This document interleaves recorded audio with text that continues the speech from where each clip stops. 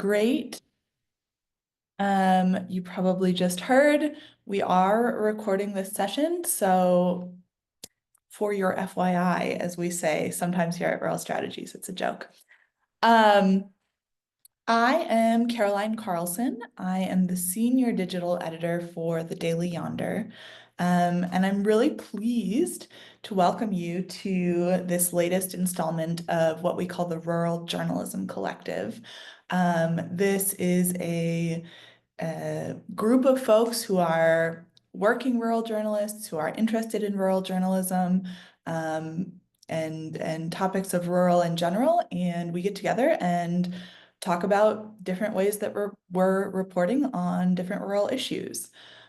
Today, I'm so excited because two of my colleagues who produce a bi-weekly podcast for the Daily Yonder have agreed to get you all a little inside scoop on how the sausage is made on their podcast. And so you get to sit in on a live recording of the Rural Reporter's Notebook with a special guest. And after that, we'll have time for your questions, both for Kari, our guest, and Claire and Julia about the podcast. And then after that, I'll ask Claire and Julia some questions about making news podcasts in general, how they came up with this idea, how they get it done, that sort of thing. And we also welcome your questions in that portion as well. Any questions you have along the way, any thoughts, please feel free to drop them in the chat. We'll address them as we're able. And with that, I will hand it over to Claire and Julia. Well, hello, everybody, and thank you again for being here today. As a reminder, the first half hour of this event will be a live recording of the Rural Reporter's Notebook, which will get started in just a moment.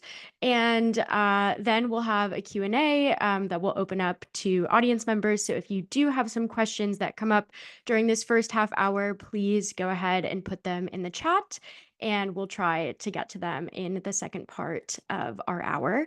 And then the final 15 minutes we have reserved for questions that Claire and I will be answering. So we're going to get started with our show. Welcome to the Rural Reporter's Notebook, a podcast from the Daily Yonder, bringing you behind the scenes of news coverage across rural America. As reporters on the Daily Yonder's environment and energy beat, Claire Carlson and I host this series every other Wednesday, where we unpack today's biggest headlines and what they mean for life in rural places. You can find all of our episodes on the Rural Remix podcast feed wherever you get your podcasts. Today, we're joined by Kari Lydersen, a contributing reporter for Canary Media. Over the last several years, Kari has spent extensive time reporting in Southern Illinois coal mining communities. Her recent work focuses on a job training program in Decatur, Illinois, funded by the state's energy law. That reporting is part of a larger collaboration from the Institute for Nonprofit News's Rural News Network about training clean energy workers in rural areas. Kari, who's based in Chicago, also works as an assistant professor at the Medill School of Journalism at Northwestern University. Kari, thanks so much for being here. Thank you so much for having me. So the first place we wanted to start is if you can introduce yourself. And I'm also realizing I really should have asked you how to pronounce your last name. So I'm hoping I didn't butcher it too badly, but please tell me that. And then also tell us about your work, not just as a journalist, but also as a professor at Northwestern. Oh, well, thank you so much. And it's really fun to see the locations people are watching, listening from in the chat. And yeah, really thrilled to be here. Yeah, so I'm a native, well, actually native of Colorado, but I've learned a lot since I went to college at Northwestern and stayed in Chicago ever since. So, you know, I've gotten to really learn about and appreciate the Midwest, including the rural areas and how different those are from the cities like Chicago. And yeah, as you know, I report for Canary Media on energy. And then at Northwestern, I lead the Medill Investigative Lab Chicago, which is where I'm working with a team of really wonderful students doing reporting and investigation for publication. We've been looking actually for the past 3 years at police response to mental health crisis and alternate response programs for dealing with mental health crises. So really different topic than the energy, and really, really rewarding reporting to get to do with the students. So we want to zoom in to some of the reporting you've done most recently in rural communities in Southern Illinois. Tell us about this project and why you set out to report on the energy transition in Southern Illinois. Yeah, and I should clarify, this story is actually more central Illinois, but I have done a lot of reporting in Southern Illinois also on these topics. And in Illinois, it's kind of either Chicago or downstate Illinois. So downstate is often all lumped together, central, southern, mix of rural areas, and small cities or towns like Decatur, where I did this particular story, is a city of about 70,000, really in the midst of farmland, a lot of soybean farming, also historically heavy industry there, a huge corn syrup, corn products plant, and formerly a tire factory that closed, and a big Caterpillar plant is still there. So really interesting community with a lot of history. And I was looking at, as part of this larger collaboration, which is looking at clean energy jobs and clean energy job training. I'm looking at Decatur being one of the hubs funded by state legislation to train people in clean energy jobs. So I've been looking at how that's played out and some of the best practices and successes there. Yeah. And I know that the piece that we're kind of talking about today isn't published yet. We got like kind of a exclusive first look at it, and it's really a great read. So I recommend everyone going and reading that once it's out. But I'm curious, what was the most surprising thing you found during this reporting? Yeah, so I don't know if anything was surprising, but a few things I found especially notable. So Illinois, going back to at least 2017 with the law that was passed then, has had pretty ambitious just transition, clean energy transition, including workforce training programs. And I've covered a lot of those both downstate and in the Chicago area. And it's been really difficult. This 2017 law and then another law in 2021 that set very ambitious targets for clean energy deployment, clean energy jobs, equity really being at the center of both the deployment and the jobs. The state really created great targets and great goals for these things, but especially on the job training front and on the equity front, it has been really hard to realize those goals, and for the training programs to recruit people when people did complete the programs to actually find them jobs has been way harder than maybe people expected when the laws were first drafted. So jump ahead to this program in Decatur, I think it's so far the kind of biggest and most advanced of the hubs that were created by this state law. And I think the main reason that it's been really successful so far is how it was kind of grafted on top of a really exciting program that already existed at Richland Community College in Decatur, which is where the hub is based. And this was actually one of, I guess, a surprising and sort of fun to learn thing. All these different topics and locations often end up intersecting when you're doing energy stories. They all sorts of other stories, end up being interwoven. So I do remember hearing when I was in college about the Decatur 7, this big civil rights issue. And what happened is 7 teenagers in Decatur were criminally charged and kicked out of school for basically a fist fight at a football game, really disproportionately criminalized and punished for this incident. And they were all Black, those 7 students. So it did become, this was back in 1999, it was a really prominent civil rights struggle. And it turns out that the program at Richland Community College is led by a reverend who was one of those teenagers at the time. And then one of the trainees who I was focusing on was also part of the Decatur 7. And, that really formative incident affected their lives in different ways and help the Reverend become a community leader and develop this program at Richland. So going back to why I think it's successful as a clean energy program is aside from anything to do with energy, it really focuses on addressing people's trauma and the triggers and the barriers that past experiences in their life have created, both emotionally and then just things like their life situation, like a criminal record or childcare issues or things like that. So in order to really help people enter the clean energy jobs economy, you have to address all these other issues too for a lot of people, especially if you want it to be an equity driven program. So I think that's what this successful program created by the Reverend Courtney Carlson, who is, you know, the man that I mentioned, the things he'd been doing for years on this front is what really has made this hub successful. And, you know, it's also a lesson where if you're doing these clean energy jobs programs, building them from scratch might not really work. It's, you know, identifying existing assets and structures and melding those, you know, into, and it kind of gets to clean energy as a whole. It's like it really, clean energy jobs are, yeah, it's I guess one other thing, and then I'll stop talking, but one other thing that's really notable in Decatur and elsewhere is, you know, people think of wind and solar when they think of clean energy jobs, but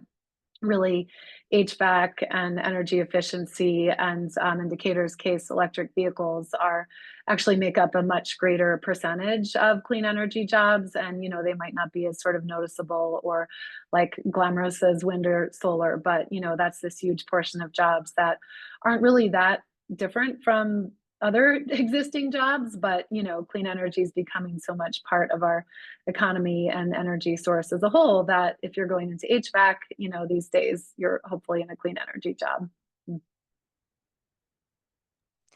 Yeah, thank you so much for touching on the more holistic aspects of the program and that it's not just about a job, it's really about like addressing people as full people. That's something that Claire and I talk about a lot with respect to the renewable energy transition in rural places because we see sometimes that promises are made and then kept or not kept in interesting ways when it comes to development with renewable energy. And so I don't know if we mentioned this at the top, but this story that we're talking about in Decatur is part of a larger collaboration with the Rural News Network. That when all of the pieces come out, will feature reporting from all across the country. And we know here at the Daily Yonder that rural America is not a monolith. You can't paint it with broad brushstrokes. But we are curious about whether, in the course of your reporting, Kari, there were common themes that emerged, and what makes these kinds of stories similar, and what makes them different. Yeah, I mean, I think among the other stories nationwide and this collaboration, I don't want to speak really much for them, but it's a really wonderful collection of stories, and they ended up featuring all different types of clean energy jobs. And that was actually the editors were discussing just recently how that wasn't even intentional, but you know, there is just like such an interesting diversity of the way these clean energy job training programs and just, you know, different localities like Decatur happens to be an electric vehicle hub or that's in the works, and you know, other places, obviously certain places have more wind or solar. Yeah, so I mean, I think, you know, these stories all show like how unique things about one given rural community can help clean energy jobs play out in specific ways, but then, you know, kind of commonalities. Mine's not the only story that involves community colleges. Like community colleges are this really often underappreciated resource, you know, throughout the country.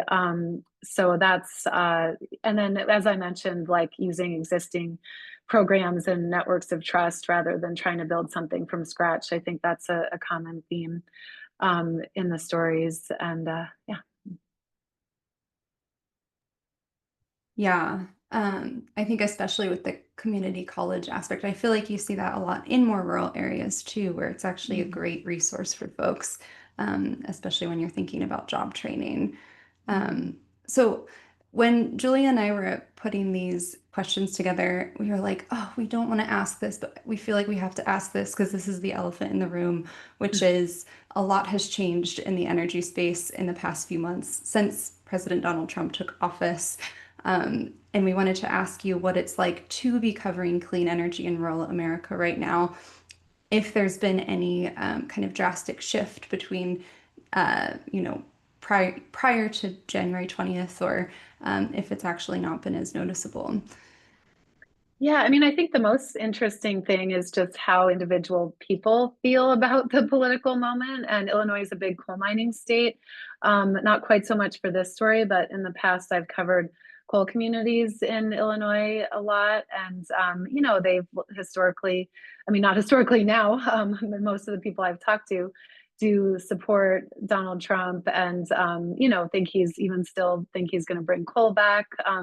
And then in Decatur, one man I talked to was really thrilled that he thought clean energy is going to blossom under the current administration, you know, in part because of Elon Musk. So I think there's not, you know, just the diversity of ways people feel about the current politics are really interesting. And, you know, I don't always think that their analysis is correct, but it's just, that's one thing I actually love about this reporting is seeing how different people feel that the current political politics are affecting them. And then being in Illinois, you know, we're really fortunate on the clean energy front that all these things I'm talking about and more are state funded. And, you know, of course, federal cuts and the federal landscape will have ripple effects, but we do have pretty secure state funding for a lot of these things. And the governor and, you know, different clean energy leaders and legislators have been really adamant that they're going to keep going with what we're doing in Illinois and not let federal changes affect that. I have been talking to recipients of REAP grants who are getting federal money to do clean energy on farms. So, you know, I guess they're okay for right now, but that's just an example of, you know, a program where in every state, the federal landscape, not to mention all the IRA things. I mean, there's definitely anxiety and tension, but this also does show like what the state and local levels, you know, how you can do things despite what's happening on the federal level.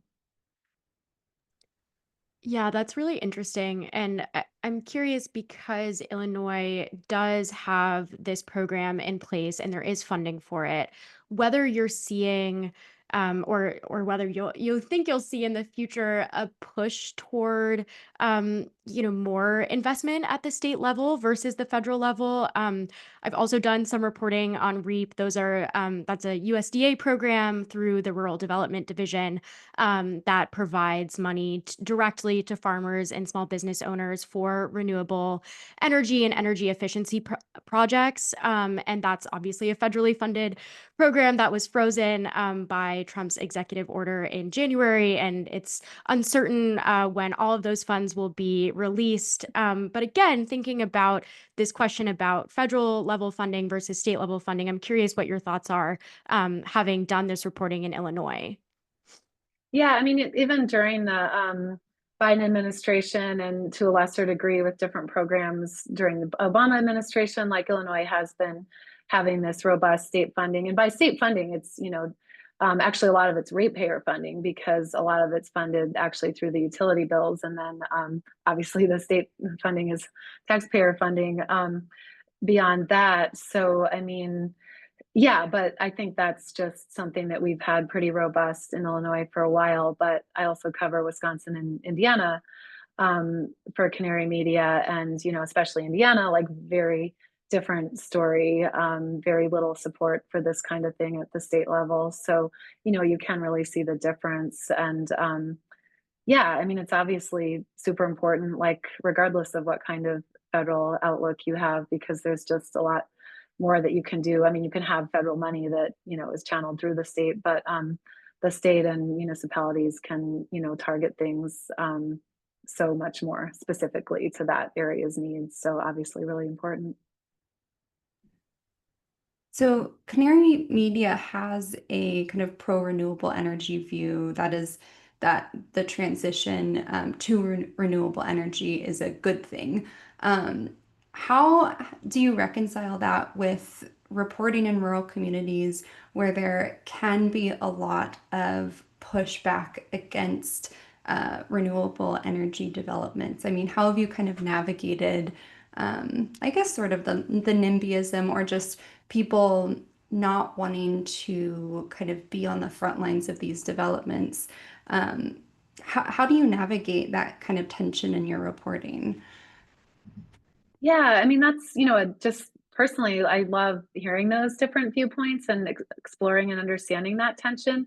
And I kind of feel this is purely subjective, but I kind of feel like any opposition to solar and wind is getting less. I mean, I don't, at least on the ideological level, I don't think people are seeing it so much as a like red, blue, or Republican, Democrat, or whatever. Issue anymore. I mean, there's definitely NIMBYism, but you see that in urban communities just as much or more. And I mean, there are impacts from these huge solar and wind farms, but um, yeah, I don't necessarily feel like there's even a lot of tension. I mean, I think farmers, have really recognized like how solar and wind benefits them and are actually, even if they're deeply red politically, like are still proud to be part of something that's new and that's that's good for sustainability. Obviously there's exceptions, but and coal, I mean, there's a lot of pride in coal, and there's definitely animosity toward what's seen as a tax on coal or the closing of coal plants. And to some degree, people equate clean energy with undermining coal. But I feel like I've seen more and more just like sort of support for both, or those things not being connected so much in people's minds. And then it's also like, say in Decatur, most of the trainees I talked to hadn't really thought about clean energy much in the past, and were excited to learn about it, but it was just sort of, it wasn't like a distinct political thing. It's like, oh, this is this new job opportunity that seems pretty fun and could be a well-paying job. So, it wasn't seen as something ideological, just like another opportunity that's out there.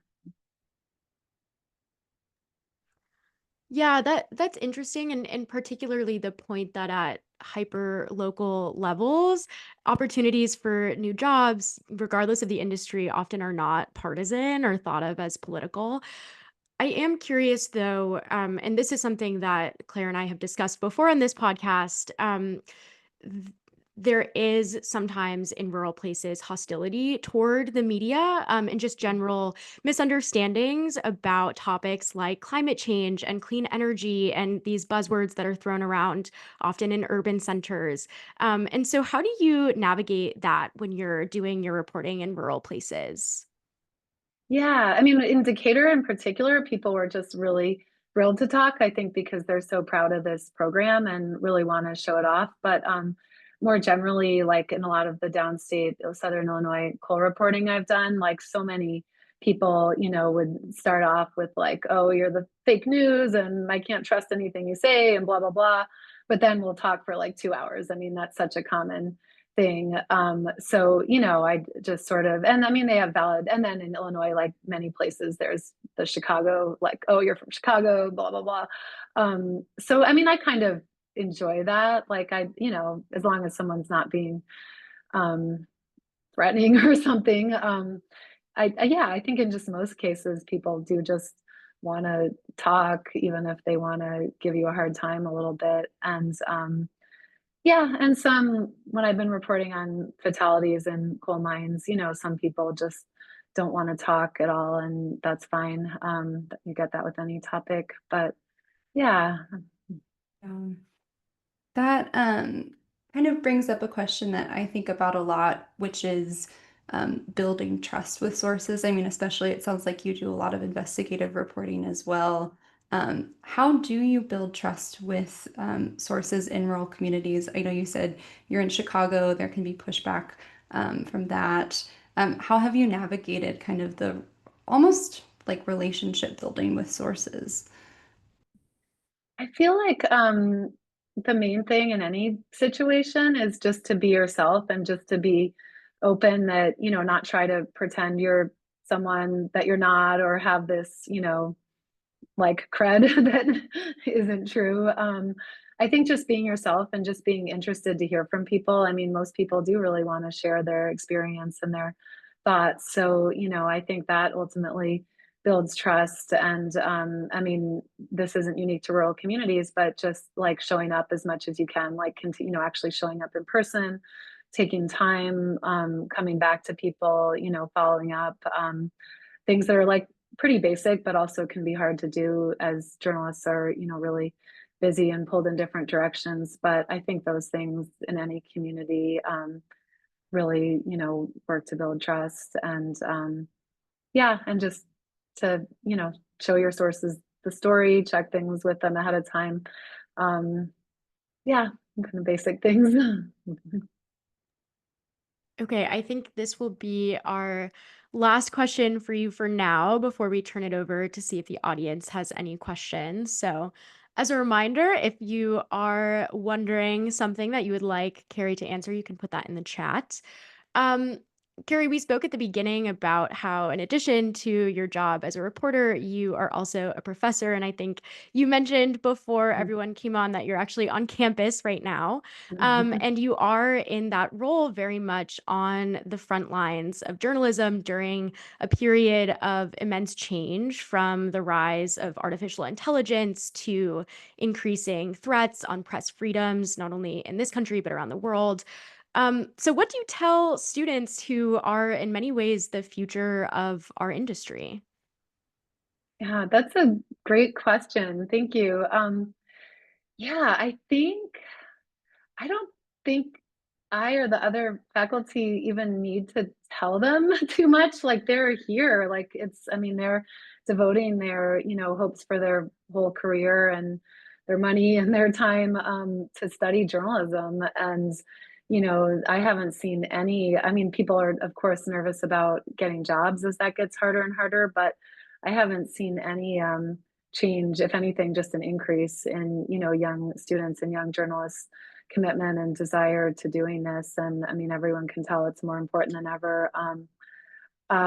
Yeah, I mean, I think our big challenge is getting the stories out there and trying to overcome this polarization and fractionalism in just how people consume news.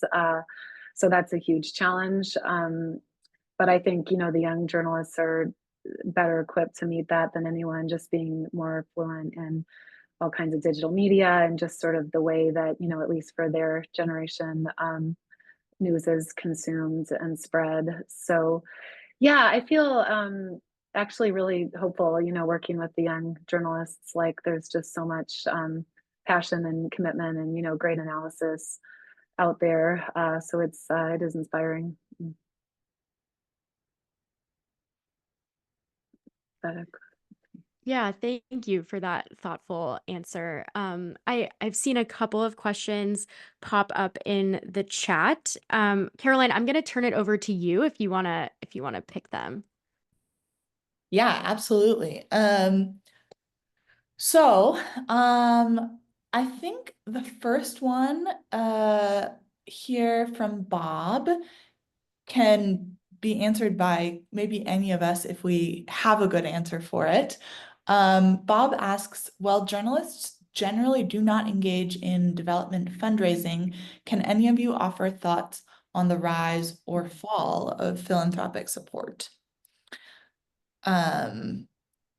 I mean, we at the Daily Yonder are a nonprofit, and so we rely on philanthropy and, to a much lesser degree, support from our readers. And I think from my vantage point, it's an interesting time for everyone. And philanthropies are grappling with the changes that come with this new administration, just like all of us are, just like clean energy industry is, as Kari was talking about. But we have seen, and I think, although I was not at the Daily Yonder during Trump's first presidency, that interest in rural increases at these times. People are really looking to understand what these large swaths of the country are thinking, what they're doing, what their challenges are, and So I think at the Daily Yonder and for stories like the project that Kari is working on, there is a lot of interest and then funds follow that. If anyone else has anything to add, you're welcome to. Otherwise, we can keep going. I'm just hoping that, I mean, Bill Gates has declared that he's trying to get rid of all of his wealth by the time he's dead. So we can only hope that that funds journalism for another couple decades. But yeah, I don't know. Dream. There's definitely a big shift, I think, toward nonprofit newsrooms versus for-profit newsrooms. Like, I think there's a big funding shift. But yeah, as you said, Bob, journalists aren't usually like on the development side. So that's all what I've heard and observed. But it is interesting. Next from Christopher. Christopher asks, how would you cover renewable energy if it were to become a safety hazard for the community, i.e., Elon Musk has lost his mind, terroristic attacks on Tesla dealers and infrastructure and Trump cuts to federal protections of forest services. And there's a link there. But I'm curious, Kari, have you seen any of this in your own reporting? Well, I guess if I'm understanding some of the questions right, I mean, or that question, I guess maybe, I mean, I wouldn't equate Elon Musk or Tesla with renewable energy. Like, obviously, that was a pioneer in electric vehicles, but, that's become much bigger than Tesla now. So I wouldn't see that. I guess I could see why you wouldn't want a Tesla dealership maybe next door. But, that's more of a just unique situation. Yeah, I mean, with any technology, there's always to any given situation um, trade-offs. Like, there may be some uh, yeah, so I don't know if Christopher wants to add anything more to that, but ecologically, I mean, there's always trade-offs with land. There has been controversies over solar panels being put in deserts or ecologically sensitive areas. But nothing's simple, you just weigh the pros and cons, costs and benefits for any given proposal.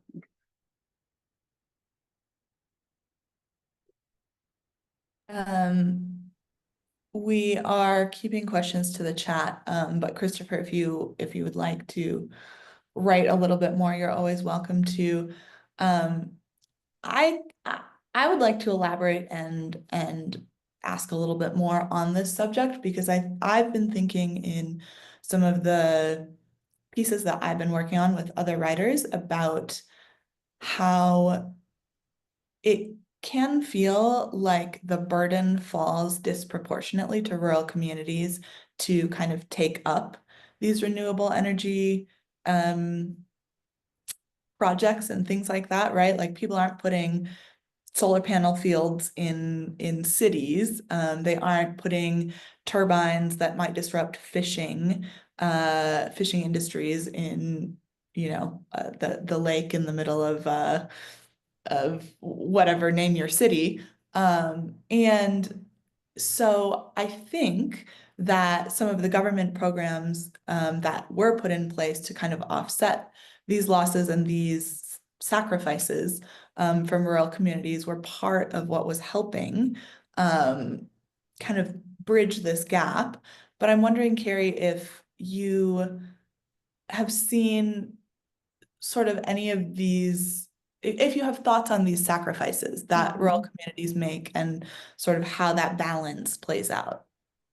Yeah, I mean, that's such a great point and 100% true. And even, the mining for the rare earth minerals that are key to renewable energy are happening often on indigenous land or in the global south. So, I mean, yeah, there's all kinds of, burdens that are unfair and there's no really way to get around that. I mean, it's something that is really important to be addressed. I guess just one thing that's also important to keep in mind, though, is that with fossil fuel power, those were, I mean, we did have two coal plants in Chicago, but big coal plants and coal ash repositories are often in rural areas too, and the pollution they're causing is disproportionately impacting local residents, and people might actually not be aware of that, even if it is impacting them. But same for, gas, any pipelines that are oil and gas pipelines that are going across great distances are going through rural communities. So it's one of those, inequities that has existed in all forms of the economy. And I mean, the whole concept of just transition is that you're supposed to try to alleviate that harm and, to make sure the benefits of any transition are helping communities that were either most harmed and or left out of the benefits of the previous paradigm. But I mean, it's a super important thing to acknowledge. Yeah, I really like that point that you made in terms of fossil fuels also, the coal ash and that sort of thing. I think as we look forward to the just transition and the renewable energy, there's a lot of like anxiety about how it's going to play out, what exactly is going to happen. And of course, I don't think that's misplaced, but if you look at the sort of greater picture of all of this, you're right that the reason the Daily Yonder exists to some extent is that these inequities have endured and probably will endure. And we're trying to bring light to that as well as celebrate the small and big wins. And I think, I'm glad to be doing this work. Kari, I do have one more question for you, just as I don't see any more in the chat. But as a reporter, I'm sure that one just came in, but I'm going to ask this question first. As a reporter, I'm sure that you're always thinking about what you're going to report on next. So what's on your mind with respect to future stories that you would like to do in rural places? Oh, thank you. Yeah, I mean, I really do love reporting in Southern Illinois and Southern Indiana. And now, I mean, coal ash is still a huge issue. It's been reported on a lot. I've reported on a lot, but I'm always, there's so many sites of coal ash out there. And now the federal regulations are, probably essentially gutted again. So how people are fighting back against coal ash and other legacy pollution in rural areas, I think is super fascinating and something that I would like to be reporting on a lot more, and just getting to know, individual communities that I haven't yet had a chance to spend time in, particularly in, I mean, really anywhere. I'd love to do that, but particularly in Southern Illinois and Southern Indiana. And I've gotten a chance to do a lot of reporting in Puerto Rico on these issues also. So that's actually, yeah, I'm hopefully still doing some stories there about their really interesting energy transition.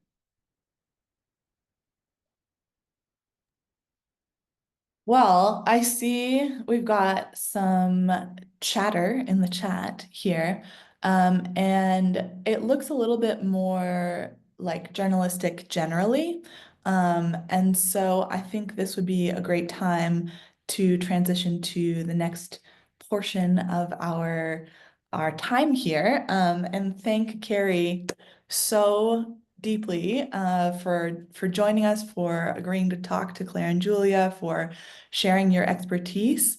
And of course, you're welcome to hang out, but I'm going to ask Claire and Julia some questions about their podcast and sort of, again, I'll use the phrase how the sausage gets made, how we're doing this here at the Daily Yonder. And we can also look at these questions of social media and news and consumption more generally that I see over here. Thank you so much for me.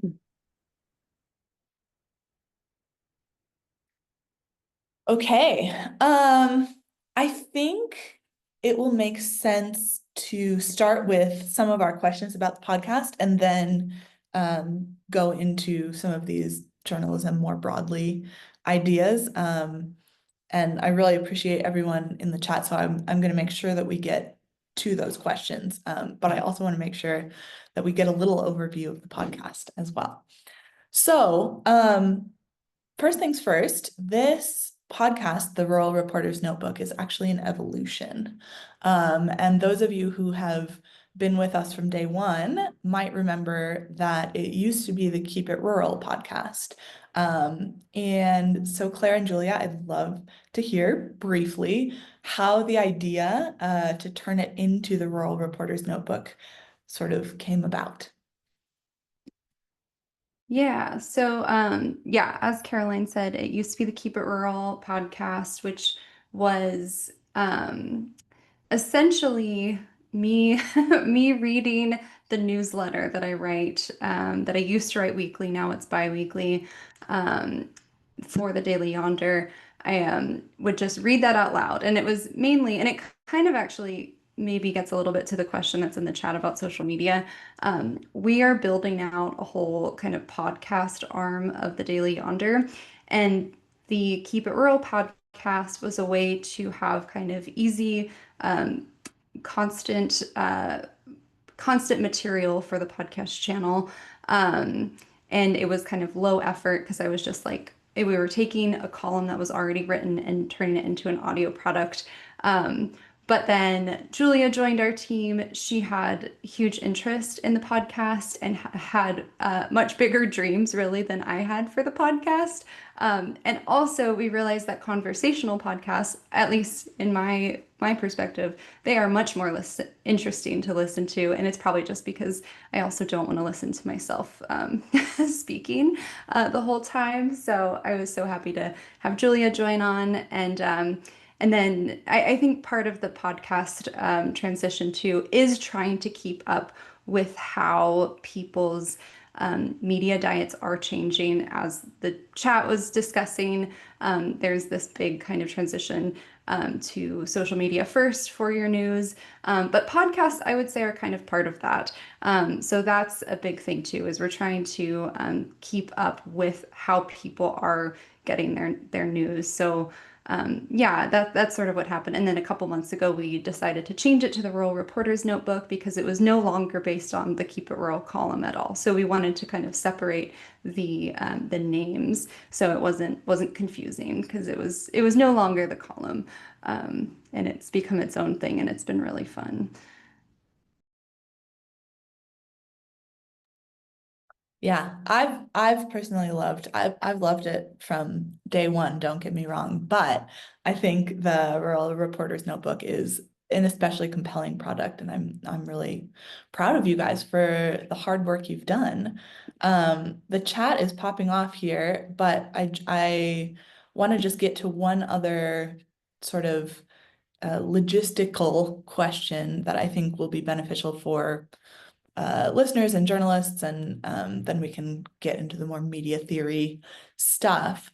But I'm curious, top to bottom, how many hours you guys spend to make a 20-ish minute episode, and what advice you might have for others thinking about doing the same. You know, Caroline, when you first told me that you were wanting to ask this question and wondering about the total time, I really had to take a step back and think about, okay, how do I how do I quantify this? Because it is a team effort, and it's also spread out over multiple days. We're on a 2-week production cycle, and we try to be tied to current events. For example, around Earth Day, we were talking about environmentalism in rural places and how the modern environmentalist movement really does have roots in rural America. So trying to be timely to current events. Of course, in our current media landscape where news breaks, it seems every minute, it's been challenging to keep up with that on a 2-week production cycle. But I would say I did sit down and I sort of wrote out all of the pieces of the process. And it takes between 2 and 3 work days to put the podcast together. And what that looks like is, before an episode releases, Claire and I will plan what we're going to talk about, if we're going to have a guest, who that guest is going to be, what kinds of questions we're going to ask them. Then we'll do all of the scheduling to make sure that we can capture the best quality sound, being in our virtual environments. We'll do the interview, which typically takes about an hour with an hour of prep, and then the editing, which is really the most mundane part of the process, but that is very time consuming, and that can take, depending on the episode, anywhere from 2 to 4 hours. The more elements that go into an episode, the more complicated it is because there's just more to work with.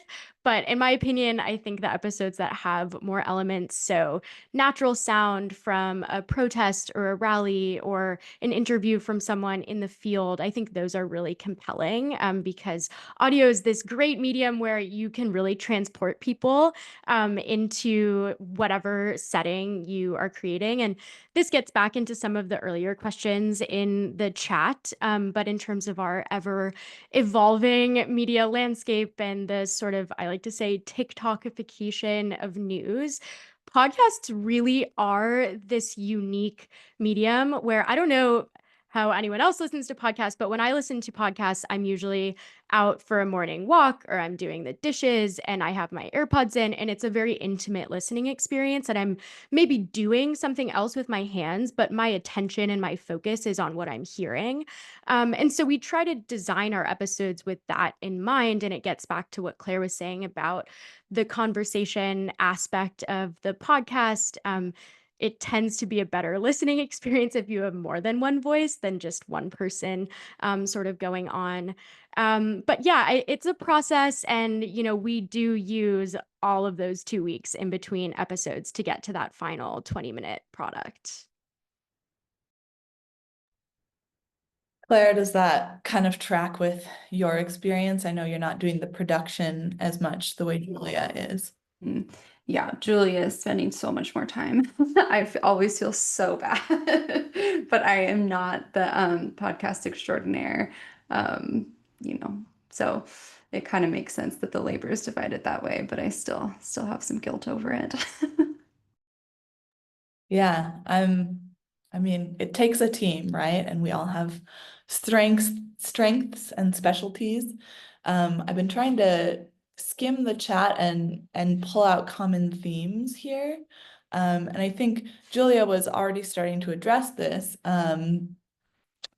But I mean, people are getting their news and news, both types, from all over these days. And, there's social media and there's Substack and there's Nextdoor. And I don't know about you guys, if you've ever been on Nextdoor. I have dipped a toe in and then immediately ran the other way because it's a wild place. People in their neighborhoods, it's kind of like or at least the neighborhood one that I joined was a lot of gossip and sort of squabbling. But I think in some ways that even an area like that can bring local news to a neighborhood. So I'm curious, Claire and Julia, what I guess you've kind of already addressed this, but how a podcast or even other work that we're doing meets people in different places and how we can continue to direct them to news that is fact-checked. Yeah, I think, I'm also kind of, catching up on the chat here. So with a lot of these sites, I mean, Facebook groups, honestly, I mean, I've found a lot of people I've interviewed through Facebook groups, and I mean, particularly in rural communities, as people are noting in the chat, like that is almost the first source of news for people. And I don't want to that's a really important resource that's available in places where there's no more, there isn't a local newspaper. And next door, yeah, the same thing, right? It's sort of having to parse out like kind of the wildness of these spaces.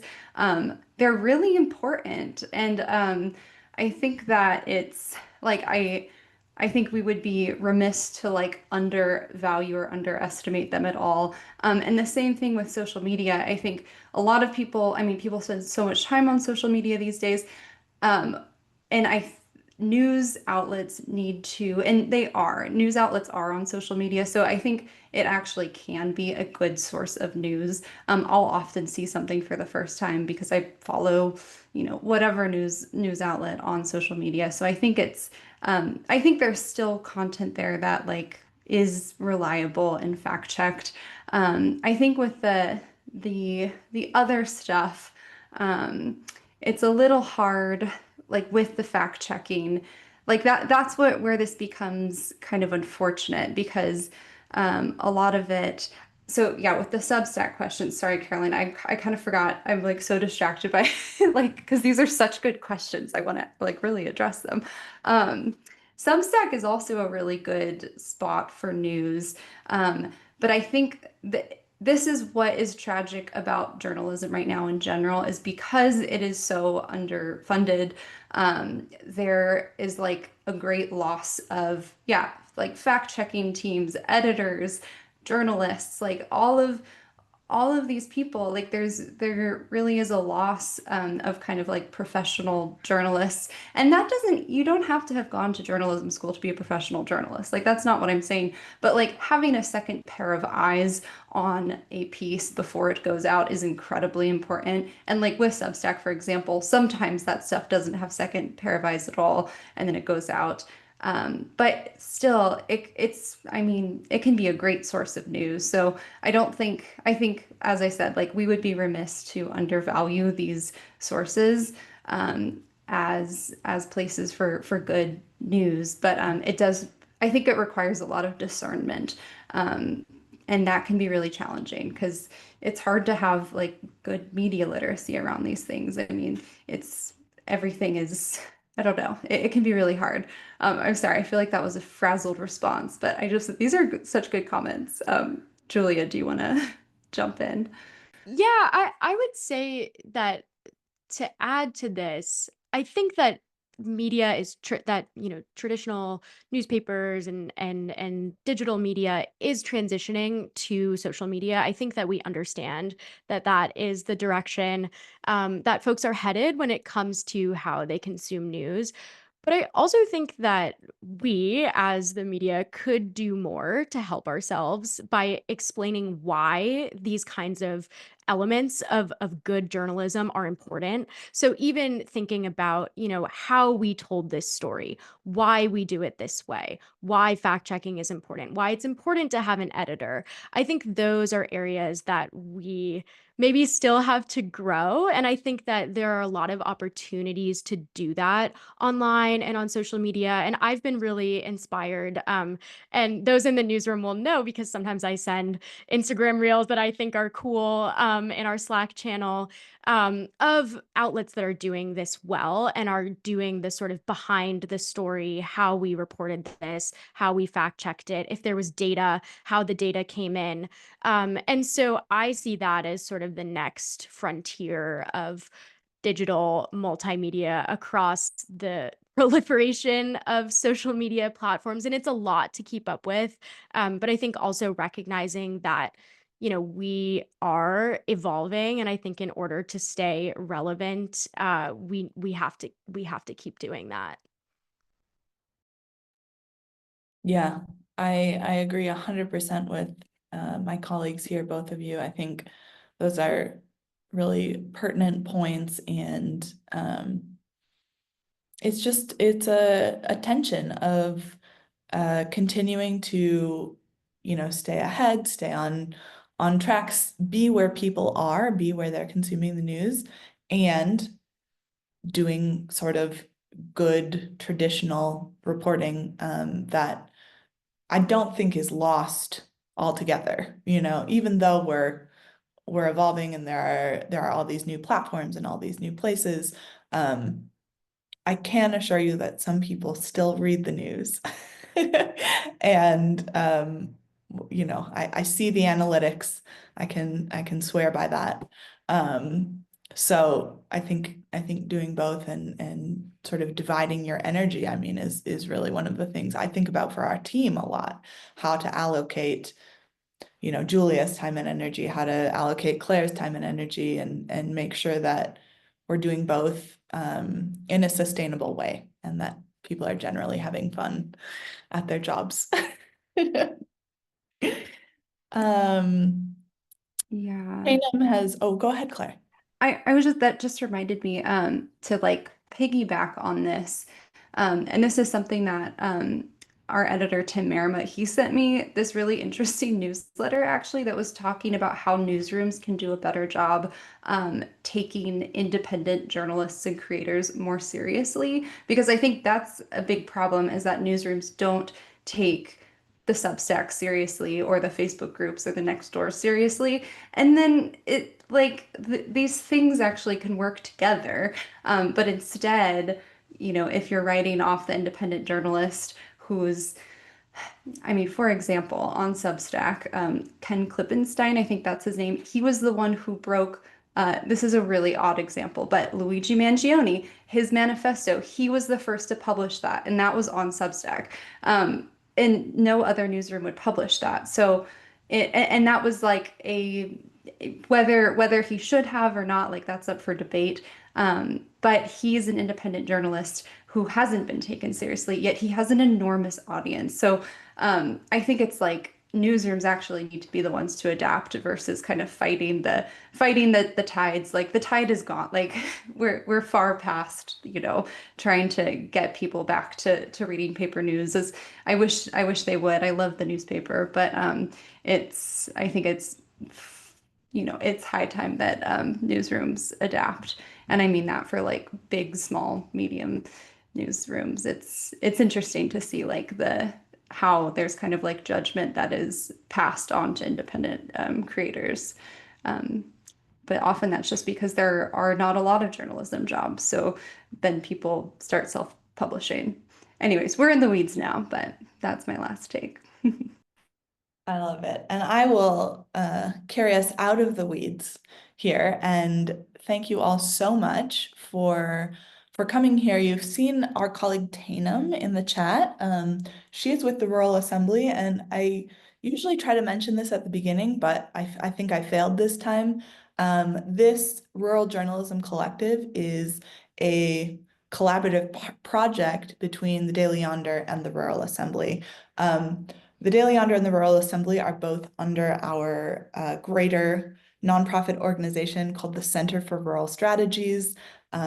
This is all a little bit, maybe more than you need to know, but I wanted everyone to be aware that the Rural Assembly is they're our friends, our allies, our colleagues, and we're really happy to be able to do this project between our newsroom and between their advocacy work. So, again, I want to thank you all for being here. Thank you, Claire and Julia, for agreeing to share your podcast, for Kari to coming on with us, and for all of your great questions. It's been really fun. I always really enjoy doing these. So stay tuned. If you're here, you should be on our email list, and there will be more to come.